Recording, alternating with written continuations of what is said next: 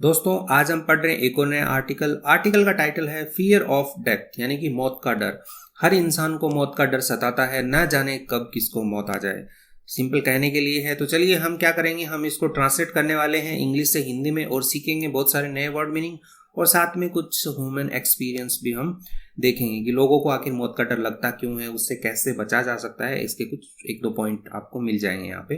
तो चलिए वीडियो को स्टार्ट करते हैं। मेरा नाम है पुनीत पारिक और आप देख रहे हैं hi fi English YouTube channel. The fear of death यानी कि जो मौत का जो डर है, फियर होता है कि डरना, ठीक है, डेथ यानी कि मौत। जो मौत का जो डर है is a common human experience. Is यानी कि है, एक, कॉमन यानी कि सामान्य, ह्यूमन यानी कि मानव, एक्सपीरियंस यानी कि अनुभव। तो ह्यूमन एक्सपीरियंस यानी कि मानवीय अनुभव, जो लोगों को महसूस होता है, अनुभव होता है, तो उसको ह्यूमन एक्सपीरियंस कहते हैं। दैट मैनी पीपल फेस यानी कि जो डर है उसे मैनी पीपल यानी कि कई लोग जो हैं, फेस होता है कि सामना करना, कि सामना करते हैं या ऐसे देखते हैं कि भाई उनको डर दिख रहा है। एट सम पॉइंट होता है कि कभी ना कभी या किसी ना किसी समय पर। इन देयर लाइफ यानी कि उनके जीवन में, देयर लाइफ, यहाँ पे लाइफ जो है उसका प्लूरल लिखा गया है, देयर लाइफ्स। तो अपने वो जीवन में कभी ना कभी मौत के डर का जो है वो सामना करते ही हैं। हिंदी भी देख लेते हैं, इसका आपके लिए हिंदी ट्रांसलेशन भी लिखा हुआ है। मौत का डर एक सामान्य मानवीय अनुभव है, ठीक है, ह्यूमन एक्सपीरियंस, मानवीय अनुभव है जिससे कई लोग, ठीक है, जो दैट आया था, जिससे कई लोग अपने जीवन के किसी ना किसी मोड़ पर यानी कि एट सम पॉइंट पर सामना करते हैं यानी कि फेस करते हैं। ठीक है, आगे बढ़ते हैं नेक्स्ट लाइन पे। It is a natural response. It is यानी कि जो मौत का जो डर है, इज है अ नेचुरल यानी कि प्राकृतिक, स्वाभाविक, रिस्पॉन्स होता है कि प्रतिक्रिया है, ये प्रतिक्रिया है। टू यानी कि किस चीज के लिए प्रतिक्रिया है, unknown and to the unknown and the inevitable. Unknown होता है अज्ञात और इनएविटेबल होता है कि जिसको टाला न जा सके, यानी कि अनिवार्य है, मौत आनी है तो आएगी ही। अननोन यानी अज्ञात है कि उसका पता नहीं है वो कब आ जाए, ठीक है। नोन होता है कि पहले से जानकारी होती है, जैसे भाई ये ट्रेन कहाँ से कहाँ जाएगी तो नोन है आपको इस टाइम पे ये जाएगी। अननोन का मतलब नहीं पता कब जाएगी। वैसे ही अननोन एंड इनएविटेबल है। एंड ऑफ लाइफ क्या होता है, लाइफ यानी जीवन, एंड यानी कि अंत।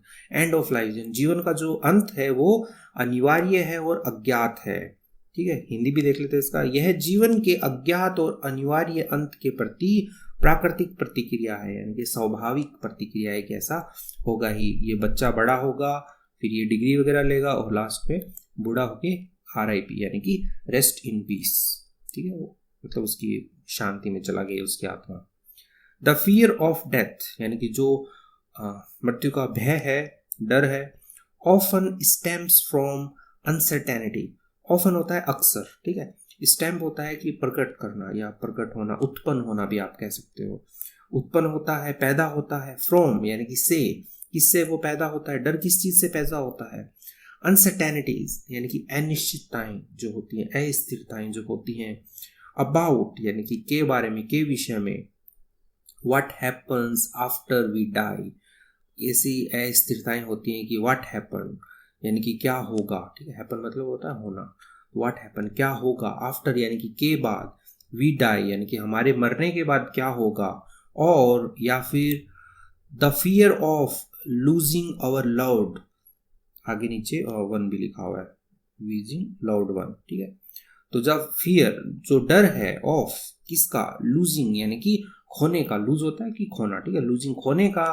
और लव्ड वंस होते हैं प्रियजन, जो प्रियजन होते हैं उनके खोने का जो डर होता है, उनकी क्या है, ये अनसर्टेनिटी है। उससे क्या होता है, ये जो अपना मौत का जो डर है वो उत्पन्न हो जाता है। हिंदी भी देख लेते हैं इसका, बहुत शानदार लिखा हुआ है।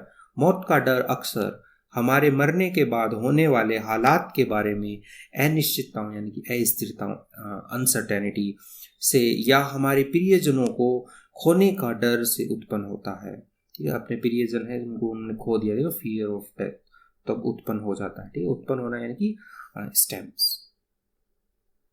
It can also be influenced by cultural belief. It can यानी कि जो डर जो है, कैन ऑल्सो, इन्फ्लुएंस होता है कि प्रभावित होना, तो ये जो डर है कैन मतलब सकना, ठीक है। ऑल्सो बी इन्फ्लुएंस यानी कि ये प्रभावित हो सकता है, जो डर जो है वो प्रभावित हो सकता है बाय यानी कि किसके द्वारा प्रभावित हो सकता है, कल्चरल बिलीफ्स। कल्चरल बिलीफ क्या, सांस्कृतिक, ठीक है, जो अपने संस्कार वगैरह जो होते हैं उनको कल्चरल बिलीफ कहते हैं। बिलीफ होता है विश्वास, सांस्कृतिक जो विश्वास है उससे, एंड और रिलीजियस, इसको रिलीजियस नहीं पढ़ते, रिलीजियस पढ़ते हैं, रिलीजियस व्यूज यानी कि व्यू होता है कि दृष्टिकोण रखना, ठीक है, देखना किस एंगल से हम देखते हैं, रिलीजियस व्यूज यानी कि जो धार्मिक दृष्टिकोण है उससे, तो यह प्रभावित हो सकता है। हिंदी भी देख लेते हैं, इसे सांस्कृतिक विश्वास और धार्मिक दृष्टिकोण से भी प्रभावित किया जा सकता है, प्रभावित हो सकता है। आगे बढ़ते हैं, दिस फियर यानी कि यह जो डर है, can manifest in different ways, तो ये जो डर जो है ये अपना मैनिफेस्ट होता है कि प्रकट होना, तो यह प्रकट हो सकता है इन डिफरेंट वेज, ये डिफरेंट होता है कि अलग अलग, ठीक है, वेज यानी कि तरीकों से, तो ये जो डर है अलग अलग तरीकों से ये प्रकट हो सकता है। सच एज यानी कि सच एज जैसे कि, ठीक है, कुछ एग्जांपल देने के लिए, सच एज जैसे कि एंजाइटी, एंजाइटी होता है कि जैसे घबराहट आप कह लो या चिंता आप कह लो, तो इन सबको हम क्या कहते हैं, एंजाइटी कहते हैं। पैनिक अटैक्स, पैनिक अटैक होते हैं कि जो घबराहट वाले दौरे पड़ते हैं ना, कि कुछ ऐसा दिख जाए तो घबरा के दौरे पड़ गए, बेहोश हो गया, तो वो सब क्या होते हैं, पैनिक अटैक्स होते हैं, तो उससे। और avoidance of discussion about death, avoidance होता है कि ऐसे टालना, ठीक है, डिस्कशन, डिस्कशन होता है कि जो बातचीत हो रही होती है, जो चर्चा हो रही होती है अबाउट डेथ यानी कि मौत के बारे में जो चर्चा हो रही होती है उसको टालने से, ठीक है। तो अभी इसका हिंदी भी देख लेते हैं अच्छे से। यह डर, चिंता, घबराहट या मौत के बारे में चर्चा से बचने जैसे विभिन्न तरीकों में प्रकट हो सकता है, बताने के लिए। आगे बढ़ते हैं। हाउएवर यानी कि हालांकि, हाउएवर हालांकि, इट इज इम्पॉर्टेंट यह महत्वपूर्ण है, इम्पॉर्टेंट होता है महत्वपूर्ण होना। टू रिकग्नाइज, रिकग्नाइज होता है कि पहचानना, ठीक है, जैसे कि फेस रिकॉग्निशन होता है ना, कि अपना चेहरा देख के मोबाइल खुल जाता है, तो वैसे ही रिकग्नाइज होता है पहचानना। दैट की द फियर ऑफ डेथ यानी कि जो मौत का जो डर है, is a normal part of being human. Normal, इसको नॉर्मल नहीं पढ़ते, नॉर्मल पढ़ते हैं, नॉर्मल पार्ट यानी कि एक जो है ये सामान्य है, ठीक है, सामान्य पार्ट होता है भाग, ठीक है, तो ये सामान्य भाग है ऑफ किसका भाग है, बीइंग ह्यूमन यानी कि बीइंग होता है होने का, ह्यूमन, ह्यूमन यानी कि इंसान होने का, मानव होने का, यह एक सामान्य भाग है। हिंदी भी देख लेते हैं इसका। हालांकि मौत का जो डर है मानव होने का एक सामान्य हिस्सा होने को पहचानना महत्वपूर्ण है। कुछ ज़्यादा ही अच्छा हिंदी लिखा हुआ है, चलिए, ये महत्वपूर्ण है। टू रिकॉग्नाइज यानी कि पहचानना, that the fear of death is a normal part, जो मौत का डर है एक सामान्य भाग है, ऑफ बीइंग ह्यूमन यानी इंसान होने का एक सामान्य भाग है। It can serve as a reminder, it can serve, serve मतलब होता है कि जैसे आप रेस्टोरेंट वगैरह में जाते हो तो आपको सर्व करता है वेटर, ठीक है, कुछ आपको ला के देता है, ठीक है, तो वो भी सर्व होता है, और सर्व का मतलब सेवा करना वगैरह भी होता है। तो इट कैन सर्व यानी कि यह करता है, क्या करता है, एज के रूप में, अ रिमाइंडर यानी कि एक चेतावनी के रूप में रखता है, या इसको रिमाइंडर को अपन चेतावनी, या आप इसको कुछ ऐसा कुछ याद दिलाने वाला जो है उसको भी आप ले सकते हो कि कुछ याद दिलाता है आपको। टू अप्रिशिएट, अप्रिशिएट यानी होता है सराहना, तो सराहने के लिए। एंड और make the most of the time we have, make the most of, make the most of होता है कि किसी चीज़ का पूरा पूरा फ़ायदा उठाना, make the most of it, इसका पूरा पूरा फ़ायदा उठाओ। आपने साइकिल ली तो make the most of it यानी उस साइकिल का पूरा पूरा फ़ायदा उठाओ, तो वैसे ही पूरा पूरा फ़ायदा उठाओ ऑफ द टाइम यानी जो समय वी है, हमारे पास में जो समय है उसका पूरा पूरा फ़ायदा उठाओ। इसका हिंदी भी देख लेते हैं। यह हमें स्मरण दिलाता है, ठीक है, रिमाइंडर होता है, स्मरण दिला सकता है कि हमारे पास उपलब्ध समय की कीमत जानने का, यानी कि जो समय, ये कुछ ज़्यादा हिंदी है इसका, make the most of it यानी कि पूरा पूरा फ़ायदा उठाने का जो समय है उसका, और उसका उचित उपयोग करने का अवसर है। समझना जरूरी होता है, एग्जैक्ट हिंदी करने का कोई मीनिंग नहीं होता है, वो स्पोकन इंग्लिश में भी एग्जैक्ट हिंदी कभी नहीं की जाती है। इट इज़ हेल्पफुल, ये क्या है, हेल्पफुल यानी कि मददगार है। टू फेस, फेस होता है कि सामना करना, ठीक है, दिस फियर यानी कि ये जो डर है, इस डर का सामना करना मददगार है। बाय सीकिंग सपोर्ट, अब ये कैसे मददगार है, हम कैसे इस डर का सामना कर सकते हैं। अब सीकिंग सपोर्ट, सीक मतलब होता है कि खोजना या पाना, सपोर्ट यानी कि सहायता, यानी कि हम कहीं से सहायता लेके हम इस डर को जो है वो फेस कर सकते हैं, उस डर का हम सामना कर सकते हैं।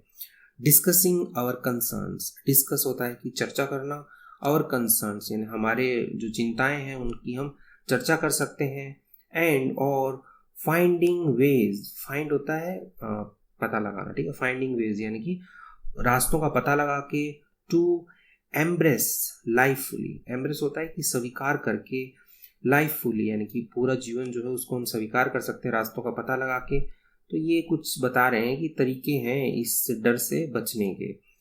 नोइंग दैट, ये जानते हुए, दैट की death is a natural part, जो मृत्यु जो है इज है a natural part, natural part यानी कि स्वाभाविक या प्राकृतिक भाग है, of the cycle of existence, of cycle होता है चक्कर, ऑफ एग्जिस्टेंस, एग्जिस्टेंस यानी कि जो अस्तित्व जो है किसी भी चीज का, किसी भी इंसान का, उसी का ही है एक चक्र है जो कि स्वाभाविक है, प्राकृतिक भाग है। जो डेथ है वो एक प्राकृतिक भाग है जो आपके अस्तित्व के चक्र का, हिंदी भी देख सकते हैं, बड़ा लंबा चौड़ा हिंदी लिखा है। इस डर का सामना करने के लिए सहारा लेना यानी कि सीकिंग सपोर्ट, हमारी चिंताओं पर चर्चा करना, डिस्कसिंग आवर कंसर्न्स, और जीवन को पूर्णतः ग्रहण करने के तरीके ढूंढना, तरीके ढूंढना यानी कि फाइंडिंग वेज, और जो जीवन है उसको पूर्णतः यानी कि लाइफुली उसको ऊपर बढ़ाया था,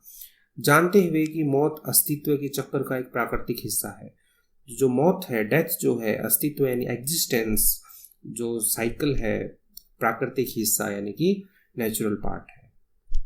तो इसी के साथ में ही कंप्लीट होता है ये आर्टिकल। आपको ये आर्टिकल कैसा लगा आप मुझे कमेंट सेक्शन में बताइए। यदि आपको ये पसंद आया है तो इस वीडियो को लाइक कीजिए, चैनल पे नए हैं तो इस चैनल को सब्सक्राइब कीजिए। Thank you.